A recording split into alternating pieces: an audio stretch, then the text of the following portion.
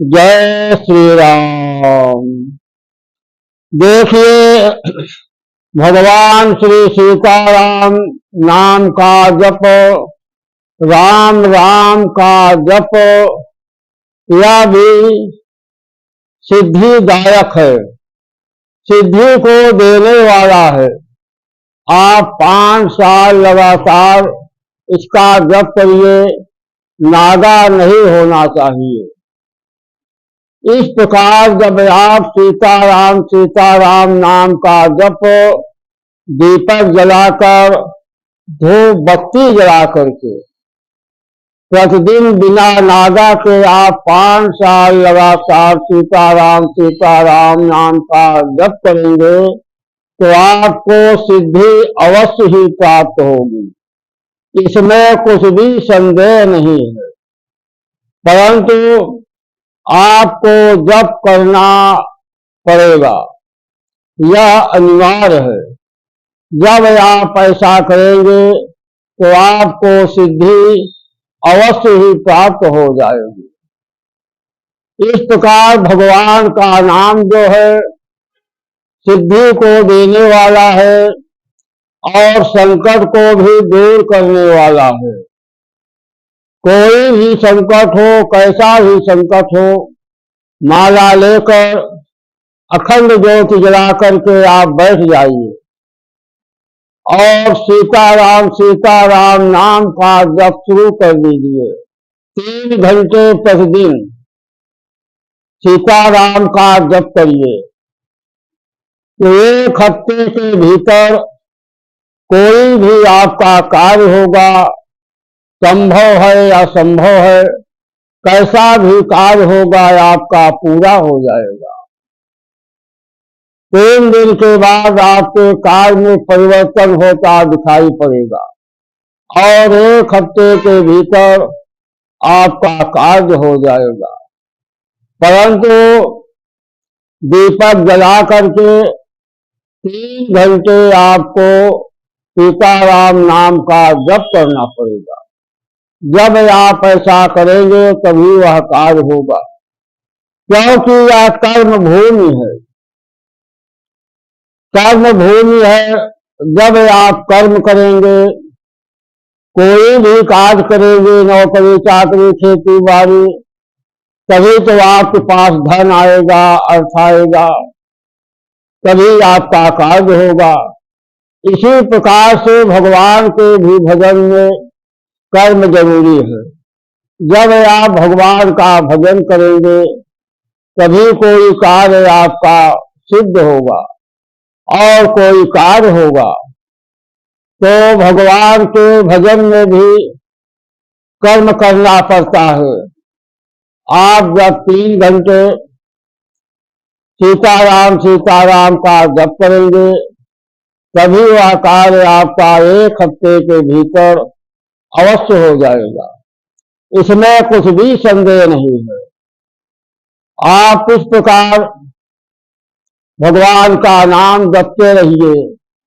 सीताराम नाम के ही अंदर सारी शक्ति समाई हुई है।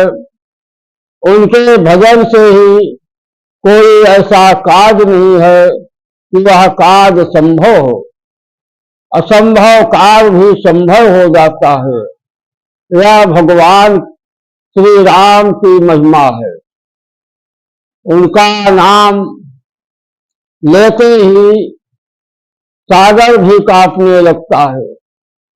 इसलिए भगवान का भजन, उनका नाम का जप, उनके नाम का लेखन, आप कोई भी कार्य करें परंतु प्रतिदिन करें। जब कोई आप कार्य प्रतिदिन करेंगे तभी आपका कार्य होगा।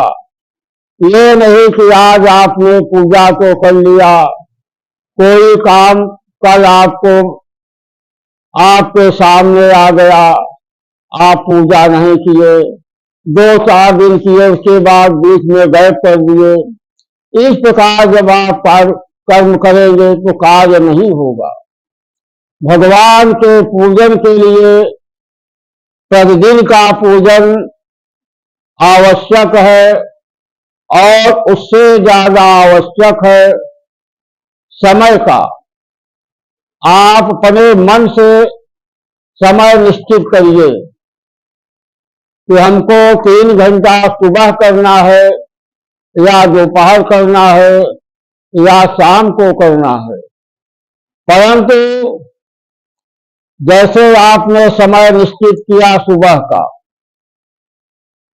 सुबह का समय निश्चित किया, आज आपने सुबह 7 बजे, 8 बजे, 5 बजे भगवान का भजन किया, उनके नाम का जप किया, तो कल भी आपको ठीक 5 बजे ही आपको जप करना पड़ेगा। 5:01 नहीं होना चाहिए।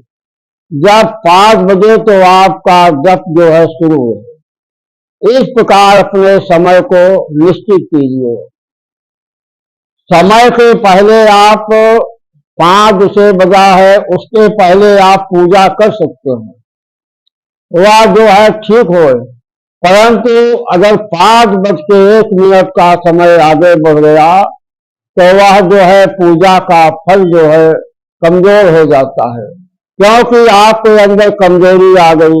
जब आपके अंदर कमजोरी आ गई तो सारा खेल जो है कमजोर हो जाता है। इसलिए पूजा पाठ जप में यह जो है भगवान आपको रास्ता दिए है कि आप अपने मन से समय निश्चित कीजिए।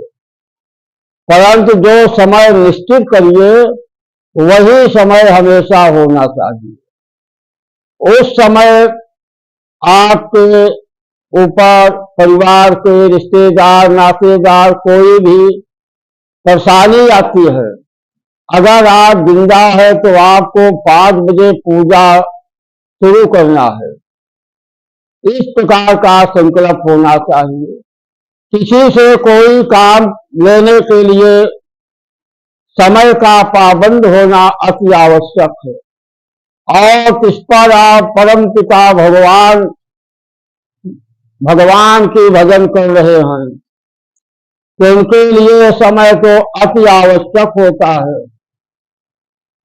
तो कितना भी कार्य आ जाए, कितना भी जरूरी कार्य आ जाए, परंतु आप जो है समय का पाबंद करिए और उसी समय पर, जैसे पहले दिन आपने जिस समय भगवान का भजन किया, हमेशा वही समय होना चाहिए, 1 मिनट आगे नहीं जाना चाहिए। जब ऐसा आपका भजन प्रतिदिन 3 घंटे चलेगा तो 1 हफ्ते में आपका कार्य हो जाएगा। अगर 5 साल लगातार वही समय पर लगातार 5 साल आपका भजन चलता रहेगा तो सिद्धि आपको अवश्य ही प्राप्त होगी। परंतु आपने 5 साल तो पूजन किया, भजन किया, यह तो ठीक है, परंतु आपने समय का ध्यान नहीं दिया। समय का ध्यान न दे करके आपने भजन किया, इसलिए फल जो है अधूरा हो गया। तो भगवान की सेवा, भजन, पूजन में समय जो है अनिवार्य है। तो समय निश्चित होना चाहिए। जब आप इस प्रकार से भगवान के भजन को करेंगे समय को देखते हुए, तो आपका कार्य भी अवश्य होगा और आपको सिद्धि भी अवश्य ही प्राप्त होगी। क्योंकि भगवान का नाम ही ऐसा है कि राम नाम सुंदर करतारी, संशय विहंग उड़ावनहारी।